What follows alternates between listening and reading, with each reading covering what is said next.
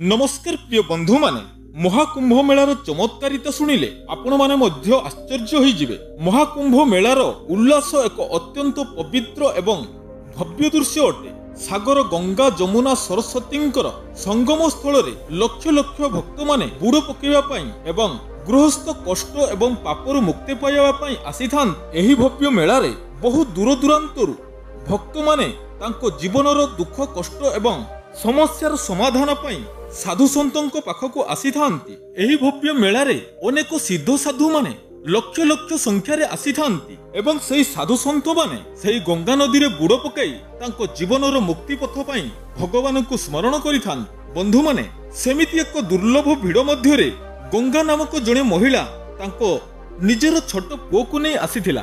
गंगार पुओ मुक एवं बधिर थिला। गंगा ता पुओ पई गंगा निजर दुख एवं दीर्घ चेष्टा सते ता मनरे अजस्र दुख थिला। से तार पुओ को अनेक डाक्तर एवं वैद्य को देखाई थिला, किंतु सेथिरु ताकू कोनोसी लाभ मिलिला नाही। डाक्तर कविराजंक पाखरु कोनोसी उपकार न मिलिबारु गंगा लोकंक परामर्श रे कुंभ मेला को आसीथिला। एही विश्वास नै जे कुंभ मेला रे अनेक सिद्ध साधु माने आसी थांती। सेमानकर चमत्कारिता रे बहुत असंभव कार्य मध्य संभव होई थाए। एही आशा नै गंगा कुंभ मेला को आसीथिला। गंगा देखिला जणे सिद्ध नागा साधु गंगा नदी तुठरे बसी ध्यान करुचंती। गंगा तांको चरण तळे पड़ीगला आउ कांदी कांदी ता पुअर दुख कथा कहिला। साधु जनक आखि खोली गंगा को कथा शांति सहकारे सुनिले। से किछि समय शांत रहिले एवं हसिकी कहिले, मां तुमर पुओ भाग्य रे एहा ही लेखा अछि, किंतु विश्वास और श्रद्धार सह भाग्य को बदला जाई पारे। जदि तुमे तुम पुओ पई संपूर्ण विश्वास रखी प्रत्येक दिन प्रार्थना करिवो तेबे तुमको निश्चय शुभ फल मिलिबो। गंगा साधु को अनुरोध करी पचारिला, महाराज आपण चाहिए सब किछि करि परिबे। सेठु साधु जनक गोटिए भंगा माठिया रे गंगा जल आनी सेथिरे किछि तुलसी पत्र देई मंत्र पढ़िबा को लागिले। से गंगा को कहिले, एही जल को तुमे तुम पुओ को पियाई दियो।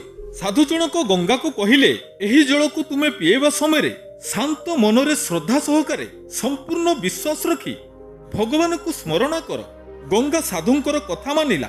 गंगा साधु को कथा मानी से निज पुओ को गंगा जल पिएला बेले भगवान को अति श्रद्धार सह प्रार्थना कला। सही समय रे हठात एक चमत्कार घटिला। पिलाटी गंगा जल पी सारिला परे पिला निजर माँ को माँ बोली डाकिला। एहा देखि गंगार विश्वास हेउ न थाए। एहा देखि गंगार आनंद रे सीमा न थिला। साधु हसी कहिले, एहा तुमर श्रद्धा और भल पाइबार शक्ति अटे। भगवान सही मानक सहित थांती जेउ माने निजर मन को सत्य विश्वास रे रखि थांती। गंगा कांदी कांदी साधु को चरण रे पड़ी कोटि कोटि नमस्कार करुथिला एवं साधु को बहुत बहुत धन्यवाद देउथिला। साधु जनक कहिले, एबे तुम पुओ को भल मनीषटीए कर एवं भल शिक्षा दियो। गंगा ता पुओ को धरी अति आनंद रे घर को आसिला एवं साधुंकर चमत्कारिता कथा समस्तन को कहिला। तो बंधु माने एही परि महाकुंभ रे गंगा को केवल ता पुओर सुख भविष्यत मिलिला नुहे, एक शिक्षा मिलिला जे सत्य श्रद्धा और भक्ति संपूर्ण विश्वास द्वारा मनीषर असंभव कार्य मध्य संभव होई थाए। आशा करुची बंधु माने एही कहानीटी जदि आपण माननकु भलो लागि थाए बा आपण माननको मन को छुई था तेबे वीडियो को गोटे लाइक करी कमेंट रे मतामत जणैबे एवं चैनल ले नुआ थिले चैनल को गोटे सब्सक्राइब करि देबे। आज पई रहुची बंधु माने पुनी देखा हबो आउ एक नुआ वीडियो रे। भगवान आपण माननको भले रखंतु, खुशी रे थांतु। जय जगन्नाथ।